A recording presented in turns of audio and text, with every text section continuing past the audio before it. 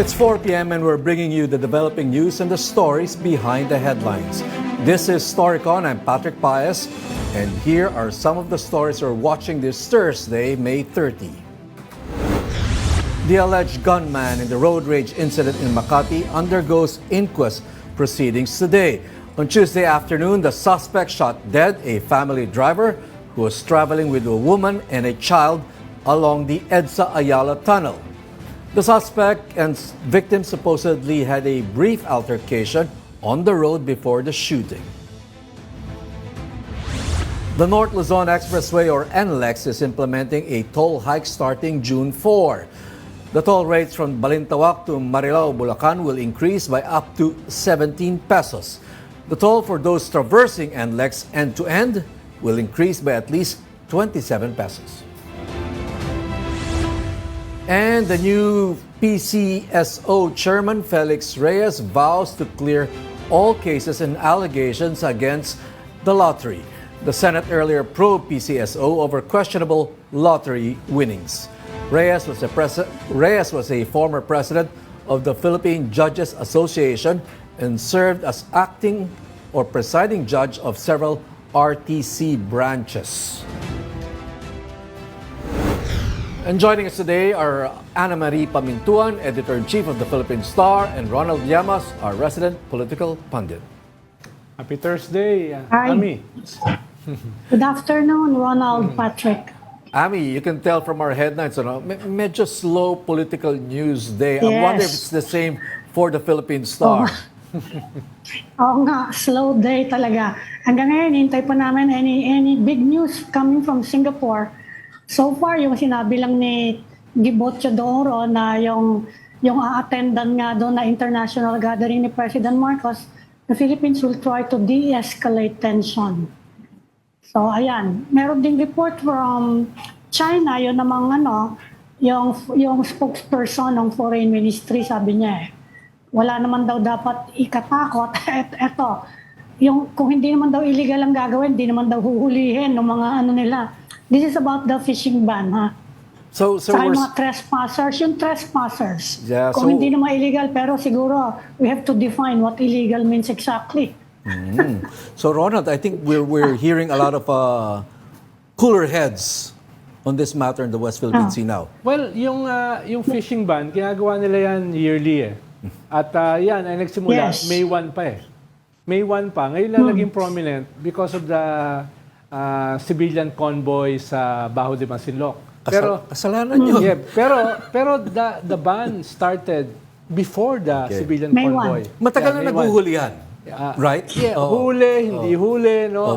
Huli, pinapakawalan. Yeah, dahil yung panahon na yan, umaatras din yung karamihan sa mga Chinese vessels dahil typhoon season tag-ulan. Right. No?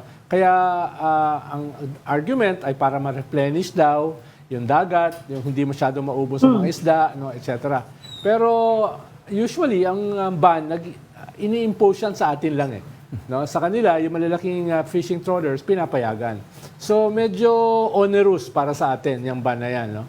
At yung mga fishermen naman natin, at their own risk, ay patuloy na ginagawa yan dahil they've been living with that situation for years . Kaya hindi sa kanila bago. Okay, but this statement coming from Defense Secretary Gibo Chidoro about de-escalating the tension, I mean, Ami, do you think that he's saying that because he's speaking to an audience in Singapore for the Shangri-La dialogue, which is very, very much, we know the position of ASEAN, or that part of Yes. the region, medyo they don't like this tension that's building up in the West Philippine Sea. Siguro. So Siguro, tailor-made that's for most Shangri-La. likely. Most likely ngayon, naka-target sa specific audience yun. So nga, remember, among the cabinet members, medyo nagre-reklamo yung Chinese, actually, kay Gibo Masyado daw yung mga, dito sa Pilipinas, Right. yung mga statements niya medyo maging masyadong anti-China. Huwag natin kalimutan, Kaya si medyo, Gibo. Si Gibo yung nagsabi nung salitang creeping invasion last year. Yes. So very sharp yung kanyang kwan. Pero tama si Patrick, Ami, na usually yung Shangri-La Forum, marami diyang pro-China. Hindi lang pro-China. Yes. Diniretso mo na talaga. No? Hindi lang pro-China. The sentiment is there. Hindi lang Allies. pro-China, kundi Chinese nationals. Halimbawa, dito sa Yes. forum na ito, I'm almost sure, 2 boost ng pro-China ang bahagi ng audience. No? Nadadalo dyan. Yes. Hindi pro-China pala. Chinese citizens ang dadalo. Dahil marami yan sa Singapore, mga negosyante, etc. Sa ganyang Shangri-La Forum, talagang pinupuno nila yan hanggat kakayanin nila. Hindi ko lang alam kung Yes. papayagan niyang magtanong dahil siyempre ayaw din nila mapahiya ang isang visiting head of state.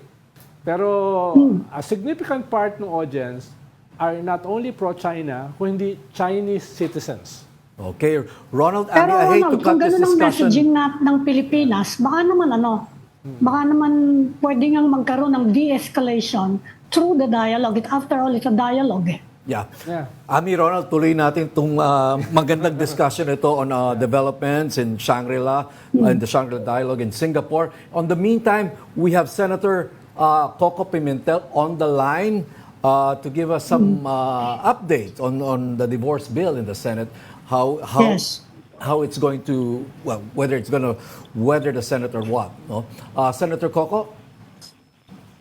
Magandang hapon po. Okay, Senator Coco, hapon, Senator. first question, Senator. We were kind of surprised that this divorce bill breezed through the House of Representatives. Do you share that sentiment, Senator?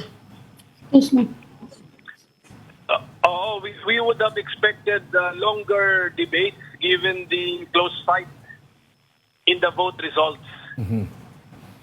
Tama po yun. Pero anyway, talo na. Talo na yung no. Nanalo na yung in favor. So the battleground will now be the Senate. Kamusta Senator sa Senate? Lalo na after magsalita ni new Senate President Chis Escudero na siya personally ay ayaw niya ng divorce bill. Conscience vote ito.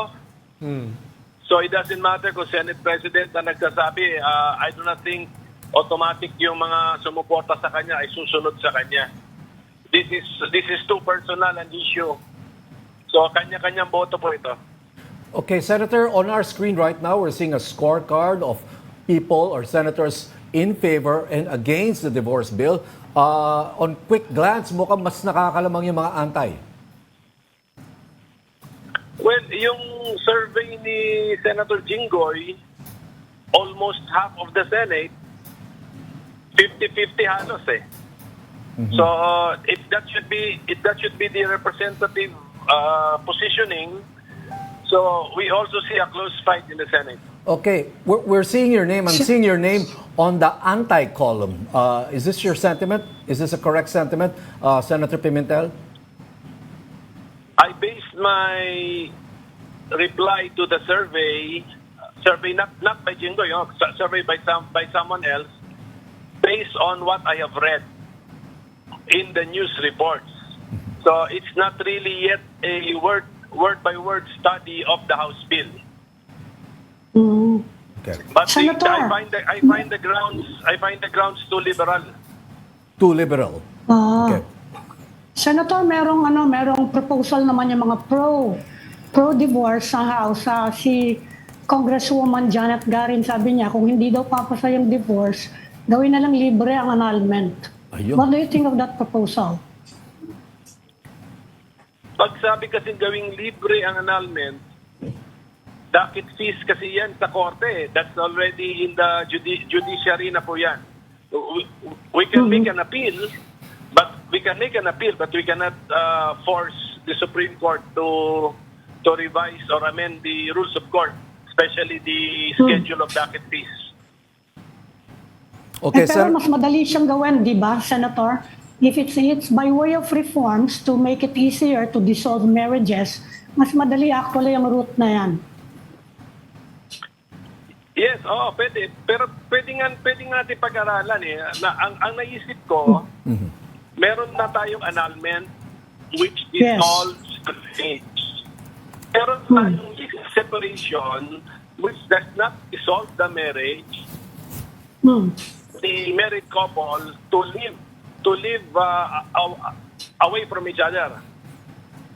So, hanapan natin ng isa pang remedyo which dissolves the marriage bonds and also allows the couple to live away from each other. Parang in between legal separation and annulment. Bakit hindi na lang simpleng divorce, Senator? Oo nga eh.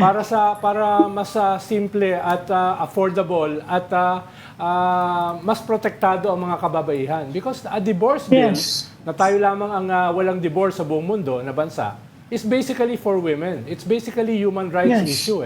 Hindi lang siya simpleng issue ng relihiyon. No, it's an issue of human rights. Meron kasi doon sa nabasa ko na irreconcilable differences at saka gravely abusive conduct. So, Dahil dyan, masyadong vague ang grounds na yan. Okay. pero So- those details are details, no? In principle, anong tingin nyo sa divorce as a human rights issue, especially for women, na hindi masyadong protektado, even itong mga legal separation at annulment.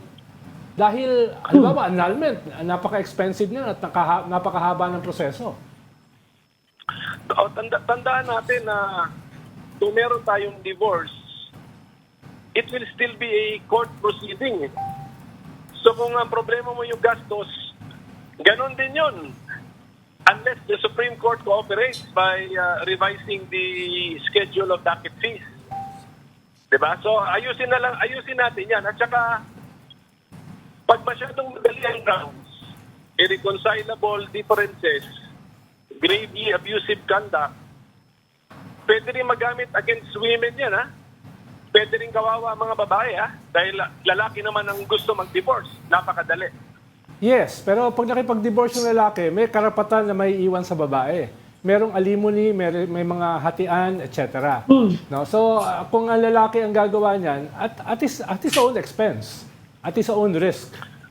So, kahit lalaki ang magsimula, protected ang babae. Yun naman ang bottom line sa divorce, eh. Protection sa mga kababaihan. Because men can have their cake and eat it too. Sino ba itong kausap ko? Si Ronald? Of course. Senator. Okay, Ronald. Iba na mundo ngayon, pantay na. Ayun. Pantay na ngayon. Kung mas malaking income ng babae at siya ang nagbigay ng ground na divorce, siya magbigay ng support. Ganon din yun. Kaya Pero pag-isipan natin na Senator, mabuti alam ito, niyo naman yung sitwasyon sa Pilipinas. Mas maraming babaeng binubugbog dito, inaape, at yung lalaki ng bababae, 5 asawa, at hindi naman sinusuportahan yung misis sa yung mga anak. Actually talaga, kahit meron tayong domestic violence law, sobra pa rin yung domestic violence and the women are mostly the victims. Bihirang-bihira, na may protection din ng mga lalaki, pero bihirang-bihira yung mga kaso na gano'n. Hanggang ngayon talaga, the reality in our country is talagang mga babae pa rin ang binubugbog. At saka kapag yung babae, yung lalaki kapag naghanap ng girlfriend, baliwalain sa society natin. I mean the lalaki. Pero kung yung babae, sabihin ako, landi naman itong babaeng to, nanlalalaki. Kaya ang gusto ng mga babae, they will have a chance to legally find, kung sakasakali mang ganyan yung sitwasyon, it's a toxic situation, gusto nila, meron din silang chance to start a new life. What do you think of that argument? I'm repeating the arguments of the women's groups who are supporting this bill. let us Philippinize the concept of divorce. Huwag yung hiram tayo sa Amerika kasi parang lumalabas na pati no fault divorce pwede na kasi ipapadaan nila dun sa irreconcilable differences. Di ba, gravely abusive conduct. So ayusin natin yung words natin. Let us look at the Philippine experience. Ano ba yung gusto nating i-address? And then let's capture those instances in very particular and specific words. Gawin nating tight ang wording, hindi loose ang wording. Okay? Kasi pag magiging loose ang wording, maniwala ka, Pilipinas din ito. Maabuso ko yung batas na yan. Okay, Senator. Senator, sang-ayon kayo sa divorce na Philippine version? Ayusin natin. Ang problema ko lang talaga, pagka-divorce kasi, kawawa rin yung mga gusto sa divorce kasi dala-dala nito yung American connotation ng divorce na napakadaling kunin. Kaya nga mayroon nagsabi, magkakaroon na ng drive-thru divorce. Kaya nga, kung pwedeng iwasan na natin yung word na divorce kasi masyadong loaded na yan, masyado tayong familiar sa American concept. So, let's Filipinize our remedy to specific Filipino situations. Pero Senator, buong mundo. Okay ako hanapan ng remedy. Yeah. Pero Senator, buong mundo ginagamit yung divorce eh. Even Catholic countries like Spain, Italy, kung nasaan nandun yung Vatican. At wala naman silang problema. Ang mahalaga naman kasi yung substance eh. Yung essence ng human rights para sa kababaihan. Kasi baka tinanggap nila yung no-fault divorce. Kung ganyan na, imposible mo na kami makonvince. Kung kasama ang no-fault divorce, no way. No way. Kasi kailangan mabigat naman yung dahilan. Okay. You mentioned a while ago, Senator. Pwede ba mag-iba ng topic ng konti? Sige. Okay. Kukumustahin ko lang, Senator, yung minority kasi nagkaroon kayo ng solid 7 ngayon and coming on the heels of the reorganization, kumusta ba yung minority? Matutuloy ba yung mag-expand ba yung minority? Sa ngayon, dalawa pa lang kami. Kami ni Senator Risa. Tapos, of course, kung merong gustong makiusap, open naman tayo. Wala namang tao na merong monopoly sa salitang or bansag na minority.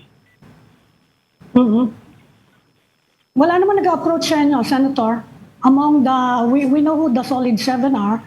Wala pa bang nagsisend ng feelers? Kasi I know na sinabi nyo na they are welcome kung gusto, pero meron na ba nag-approach sa inyo or Senator Risa? Pagkakala ko, mag-vaccine muna yung solid 7 eh. Papahinga daw muna sila. So, yung mga emosyon, papababa muna nila. Senator Coco Pimentel, do you see any of them actually joining the minority? Hindi po madali maging membro ng minority. You stand to lose a lot. As it is, they already lost a lot. So I guess, do you see any of them joining your ranks? Well, ang sasabihin ko na lang na pag-isipan nilang buti because you're right, no? Was that Patrick? Patrick, you're right. Hindi ganun kadali ang maging minority. You want to elaborate on that, Senator? We have our own idea what makes it difficult to join the minority, no? Yes. Pero do you want to elaborate on that? For example, the budgets, of course, we're talking about different budgets here, no? Iba yung may committee chairmanship ka and all that. So, you want to add to that, Senator? It's more, being in the minority is more of responsibilities than perks or benefits. It's more responsibility. If you want to be minority leader, basahin mo lahat ng panukalang batas. Right. Does that mean, Senator, that the majority is more about perks and division of spoils kumpara sa minority? Hindi naman. Pero the point is, yung majority senators, they have their own Viber group. So, we do not know what they are talking about. So, di ba dati pumirma nga sila sa Maharlika through Viber? Di ba, Senator? Tapos, ano yun? Di ba dati pumirma sila sa Maharlika bill through Viber? Oo nga, mukhang gano'n. They have their own Viber group. Meron din kaming Viber group of all senators. Tapos, I'm sure meron sila sa majority. But so, kung ano man yung pinag-uusapan nila doon, hindi na namin alam ni Risa. Okay, so Samantalang kami ni Risa, pag mag-Viber ako kay Risa, yun na yun, minority Viber group na yun. Group na yun, dalawa lang kayo, Senator. For clarity lang, Group kung na yun. minority ka ba, kasi medyo nalilito ngayon mga Senator, pag minority ka ba, does it necessarily mean you are anti-administration? Opposition ba kayo? Yun ang tinatanong ngayon, kung minority ka sa Senate, are you necessarily opposition? Actually, if you're minority in the Senate, your job is to check the majority in the Senate. But may kasi ang party system natin, kaya hindi natin ma-imagine na sometimes na yung party in power, minority rin siya sa Senate. Pwede mangyari yun theoretically. Pero alam mo na, we Philippinize everything. Sa Philippine system, halos hindi mangyayari yon. So, pero ngayon, ang purpose ng minority is to check the ideas proposed by the majority. And then most of the time, yung mga administration measure, majority ang nag-propose. Kaya, nasi-check din namin ng administration because of the proposals of the majority. Okay. Last So point. hindi necessarily na you are opposing. You are checking the proposals. Yes. We are checking kasi democracy to, dapat kahit sangayon ako sa idea mo, dapat ma-testing ko yung idea mo. Dapat merong mag-testing sa idea mo. Kasi pwedeng sangayon lahat eh. Walang nagti-testing, nadi-deprive yung mga kababayan natin ng information, ng knowledge, which is very critical in a democracy.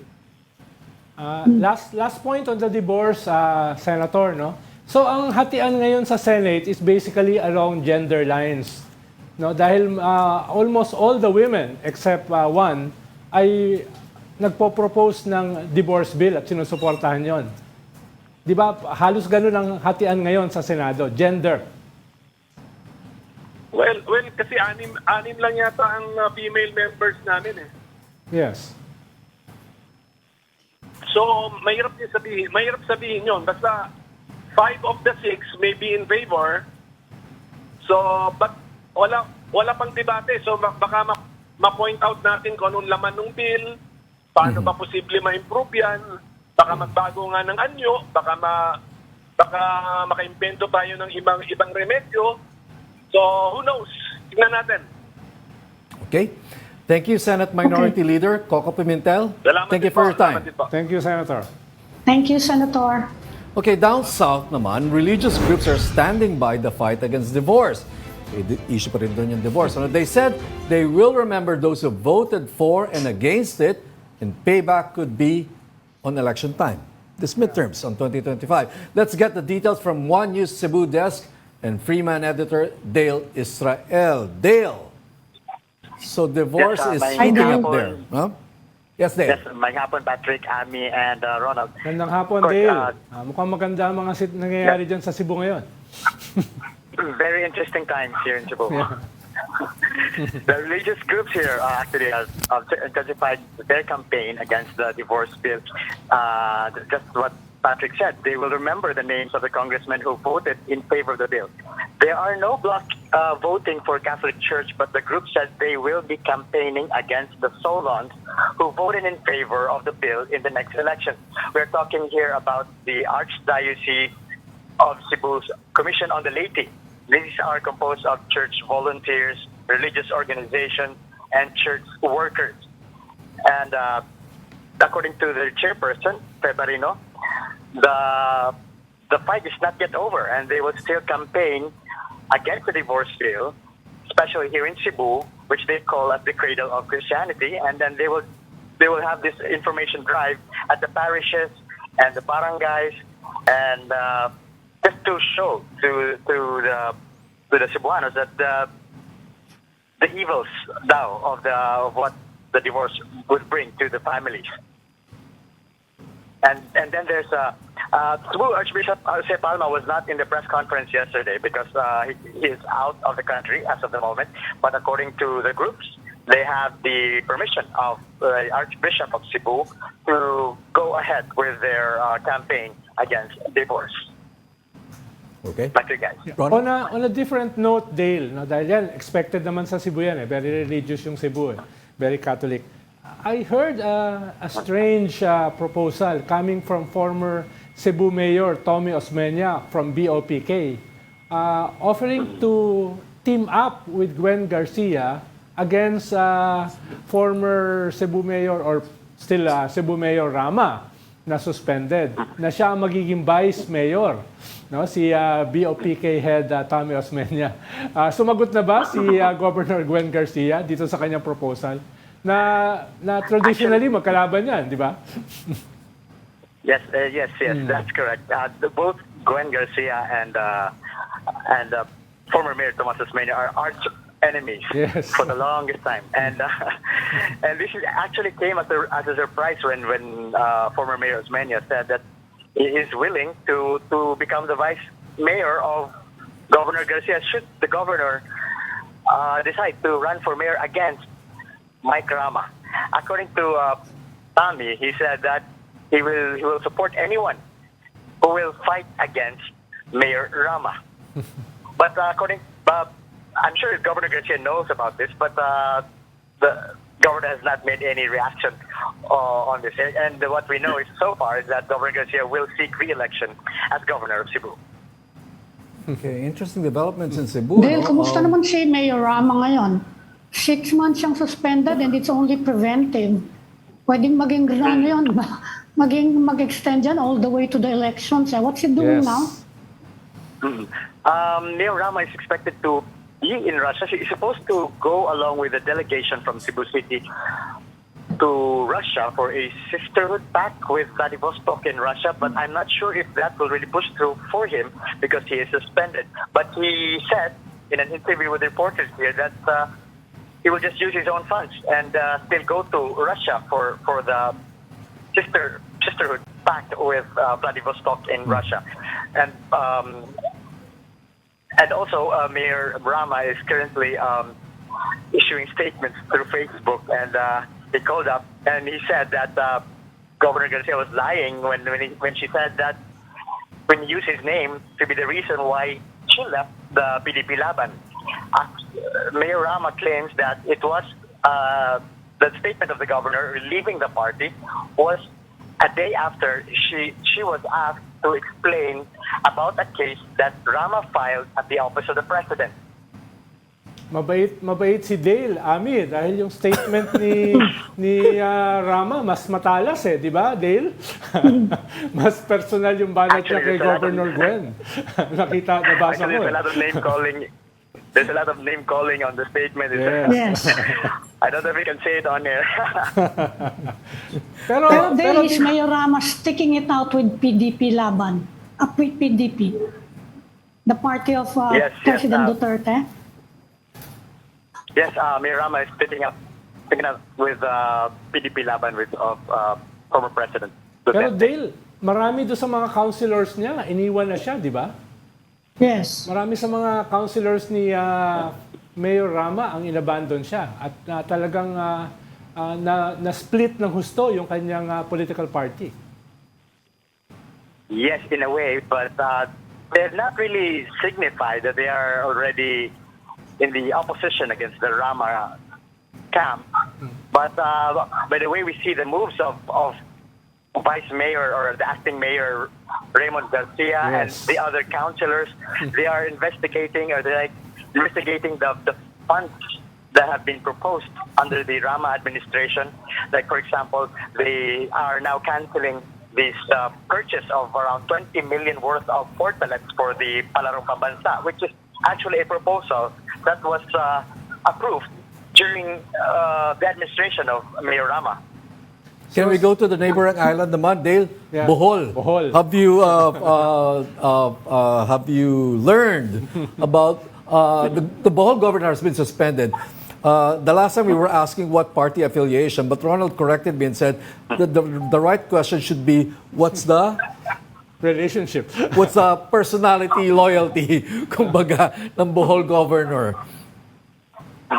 Yes, Bohol governor was suspended for 6 months, and I think.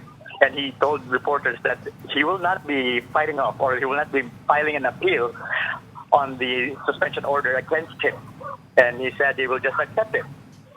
Okay. And now his party affiliation is actually Nationalist People's Coalition or NPC, and the acting governor is also his ally.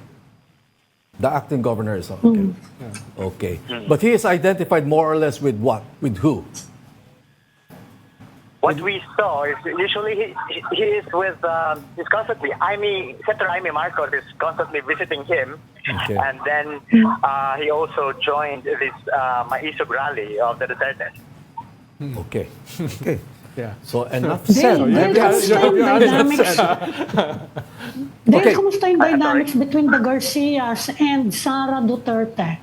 They used to be, well, I guess they are still very close.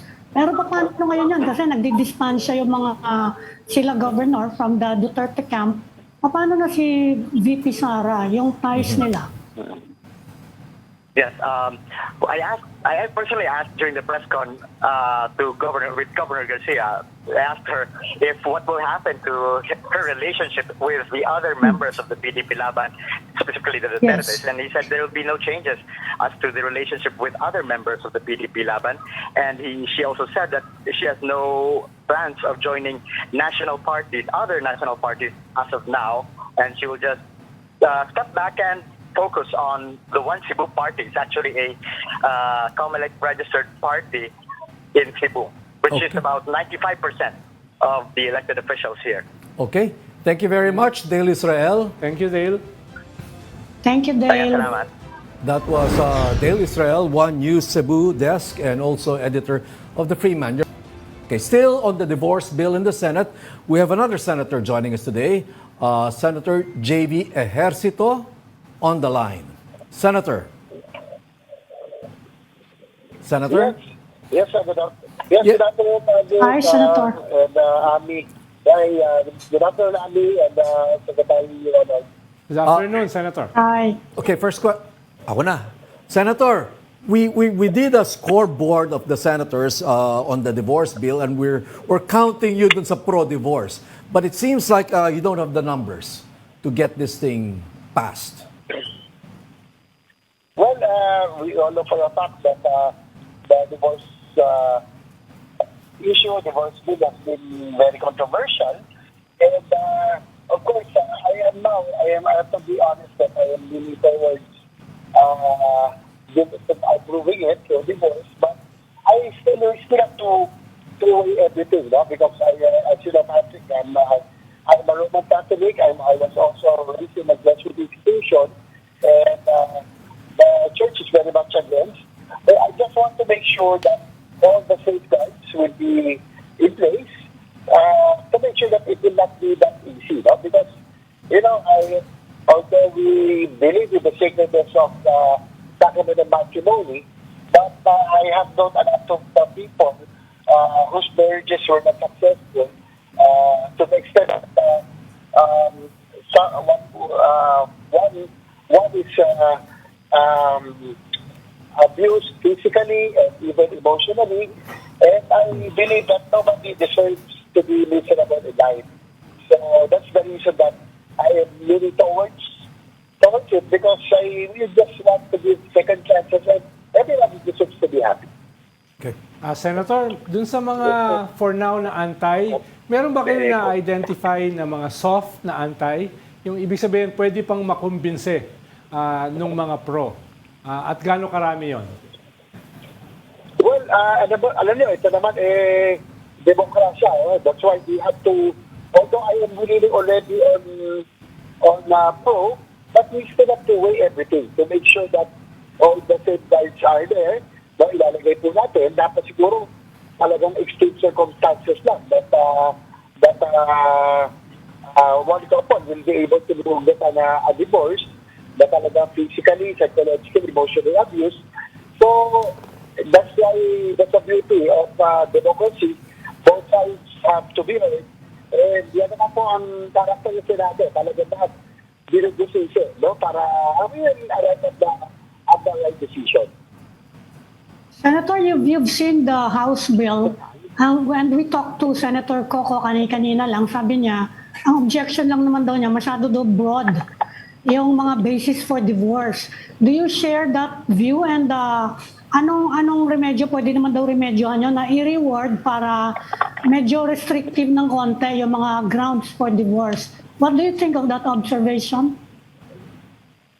Well, I agree with Senator Pimentel, ang minority leader. Si Senator Coco has been really helpful kahit sa minority, nare-refine na improve po natin ang mga measures. And I share the sentiment. Sa kailangan naman, hindi maging madali. We do not want a divorce like in the United United States of America po na parang napakadali naman ho nung maprobahan ng divorce, no? So, dapat lang ho siguro, ako, I will only agree kapag yung circumstances are really extreme. As I mentioned, yung may abuse already, physical or emotional. No? So, yun po yung mga dapat natin siguro tingnan with the House version to make sure that necessary safeguards are in place. So kung magkakaroon ng ganong rewarding, you think more senators will support the divorce bill in the... Come again, Ami? Sorry, I am Kung magkakaroon ng ganong kung i-rework yung proposal, sa tingin nyo mas maraming senador ang makukumbinse to support the divorce bill? Halimbawa, Senator, pwede bang baguhin yung irreconcilable differences at gawing reconcilable na? Basta reward lang. Yan yung mga talagang dapat pag-usapan. Yan yung, although I am leaning towards divorce, pero wag naman po siguro yung very broad na nagiging madali, no? Hindi naman po siguro madali. As much as possible, being a Catholic, we want to preserve the second of the matrimony, no? Kaya lang, kung talagang, sabi ko, I would only agree kung extreme circumstances. Okay, Senator JV, we just had Senator Coco Pimentel a while ago before you, no? And it seems that wala masyado kayong pinagkakaiba dun sa position, although you're counted as one is pro, the other one is anti-divorce. But both of you agree that, you know, the grounds have to be tighter, okay? I'm just wondering whether the sentiments on divorce has something really to do with the word divorce. Kumbaga, yung word na divorce is enough to trigger everybody, whether for or against it. Well, tingin ko, that answer to it, no? Kasi pag napilig mo yung salitang divorce, alam na agad na ito'y controversial. No? Siyempre, it's against the majority of Roman Catholics or Christians. So, kailangan talaga, we have to convince that I will only be convinced if it's really, again, kung talaga extreme circumstances. Yun lang yung magiging condition ko po doon. Okay. Thank you, Senator JV Ejercito. Pwede bang pahabol na isa? Ibang topic. Nagpaalam na ata si Senator JB Ejercito. Nagpaalam na. Kasi Sige, okay. bigyan lang tayo ng Okay. for a few minutes because I understand he's preoccupied with something else. But we have, sige, I okay. think we have our mobile journalist in Singapore Okay. on the line next. With others. There is Julie on our window now. In Yes. Singapore, hindi po sa Metro Manila yan, sa Singapore yan. Julie Baisa is there in Singapore for the Shangri-La Dialogue. Julie, what can you tell us so far? Patrick, sa ngayon, private meetings yung pinagkakaabalahan ni Pangulong Bongbong Marcos sa second day nga ng working visit niya dito sa Singapore. Sinusubukan pa natin humingi ng impormasyon kung sino, anong sektor at ano yung mga goals nitong mga private meetings ng Pangulo sa ngayon kasi wala pang inilalabas yung palasyo. Close in din kasi yung naging pagdating niya kahapon kaya hindi rin tayo nagkaroon ng pagkakataon na ma-cover. Sa ngayon, ang nandito na yung ilang mga defense officials kabilang si Defense Secretary Gibo Teodoro na nakatakda ring makipagpulong sa iba pang mga defense ministers ng iba pang bansa. Yung ibang mga military officials based on our info, mamayang gabi pa yung lapag dito sa Singapore. Kasama nga silang dadalo ng Pangulo sa International Institute for Strategic Studies bukas. Kahapon nagkaroon tayo ng pagkakataon na umikot at mabisita kung saan gaganapin yung forum. Hindi lang tayo napayagan na maglabas ng mga materials kasi mahigpit yung seguridad doon lalo pa mga heads of state na malalaking defense stakeholders na yung dadalo dito. Bago tumulak pa Singapore kahapon, sa Brunei sinabi ng Pangulo na highly significant yung magiging pagdalo niya sa forum kasi daw maisusulong niya rito yung karapatan ng bansa sa West Philippine Sea. The fact daw na naimbita siya bilang leader ng bansa doon dito nga sa forum na to, malaking bagay na yon kasi kinikilala na raw na may mga hamon na hinaharap nga yung Pilipinas daan sa West Philippine Sea. Aside from that, italatag daw ng Pangulo yung mga paraan moving forward dito sa Indo-Pacific region, lalo't malaki yung papel ng bansa sa international trade.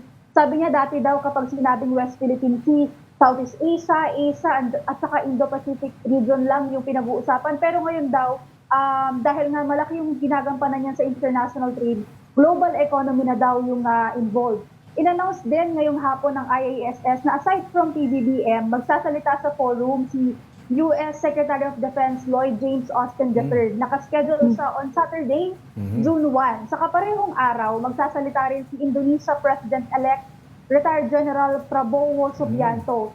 Based on our info, medyo malayo sa schedule ng Pangulo itong si China Minister of National Defense Admiral Dong Jun sa Sunday. Sa Sunday siya. Pero sa sidelines, magkakaroon siya ng meeting with Secretary Austin. Habang si PBBM naman tomorrow, medyo puno din yung kanyang morning with bilateral meetings with Singapore President, Prime Minister, Julie? former Prime Minister. Julie, alam ba natin kung merong bilateral meeting or any meeting of sorts si President Bongbong Marcos with a Chinese official? We know that you're telling us that he will be meeting with the U.S. Defense Secretary. Is there a similar meeting with any Chinese official? Based on the President's schedule, wala siyang nakaschedule na meeting with any Chinese official. Pero ang sinasabi nga ng palasyo, sa mga ganyan naman na sidelines, pwedeng biglang may mahatak or biglang may mga unscheduled meetings na bigla lang mag-uusap during the forum. So titingnan natin bukas kung ano yung magiging paggalaw kasi ang media naman right outside doon sa mismong plenary kung saan gaganapin yung mismong dialogue. So makikita natin yung movement ng mga leaders. Julie, what about cabinet members natin with their counterparts sa China? Meron ba kayong alam na bilaterals between Philippine and Chinese officials?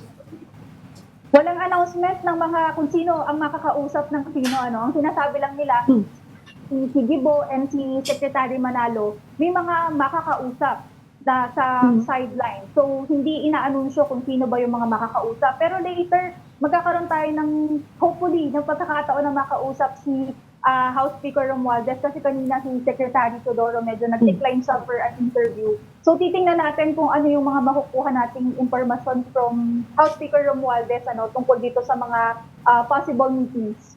Okay. Ronald? Kung wala na, pakawalan na natin si Julie Baisa. Huling tanong lang. Okay. Yung main forum, umaasa ba yung ating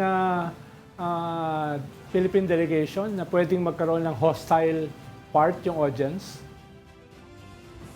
Sa ngayon, ang sinasabi ng Philippine delegation and the ambassador natin, yesterday nung nakausap natin, wala silang ganong magiging reception na parang, kumbaga, the fact na inimbita siya, so binibigyan nila ng importansya si Pangulong Marcos at yung Pilipinas.